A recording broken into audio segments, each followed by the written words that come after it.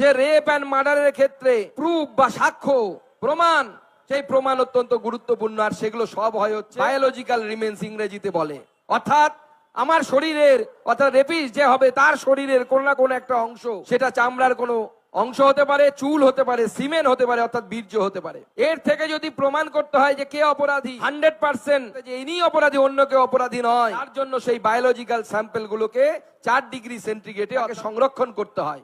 যদি না করা হয় সময়ের সাথে সাথে, আপনারা জানেন ডিএনএ থাকে, সেই ডিএনএ আস্তে আস্তে নষ্ট হয়ে যায়, তারপরে তাকে আর কোনো কাজে লাগানো যায়। সুপ্রিম কোর্টে সিবিআই এর পক্ষ থেকে দাঁড়িয়ে থাকা উকিল বলছে এই সমস্ত বায়োলজিক্যাল রিমেন্সকে, অর্থাৎ যেগুলো সাক্ষ্য প্রমাণ ছিল, তাকে 4 ডিগ্রিতে ইচ্ছে করে রাখা হয়নি, প্রমাণ লোপাট করার জন্য এটা করা হয়েছে। এবং আমি মনে করি এটা মমতা বন্দ্যোপাধ্যায়ের নির্দেশে হয়েছে। তাই ভারতীয় জনতা পার্টি বলছে দফা 1 দাবি 1 মমতার পদত্যাগ। যেন মমতা ব্যানার্জির পদত্যাগই একমাত্র জাস্টিসের পথ হতে পারে, অন্য কোনো